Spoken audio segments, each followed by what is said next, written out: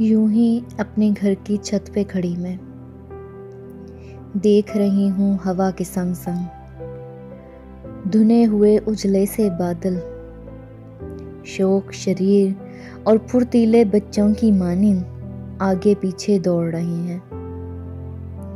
सूरज एक कोने में दुबका बैठा है, उम्र रसीदा थके हुए बूढ़े की मानिंद। कभी कभी चादर की ओट से तकता है, कनखियों से आंख मचोली देख के वापस छुप जाता है। भाग दौड़ में काली काली सी एक बदली बाकी सबको छोड़ के पीछे किस तेजी से आई है और आसमां पे छाई है।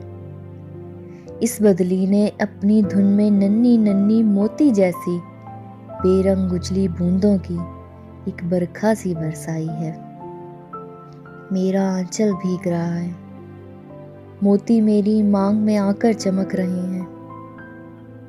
हर शय पर एक रो पहली तह सी बनी है, पलकों में उलझे हुए मोती हर शय को धुंधलाने लगे हैं, लेकिन दामन सूखा है।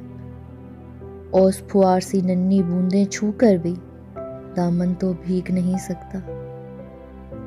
मेरी सोचें भटक रही हैं, बिल्कुल यूं ही तेरे प्यार की बरखा रुत ने मेरी मांग सजाकर भी मन को तिश्ना छोड़ दिया था।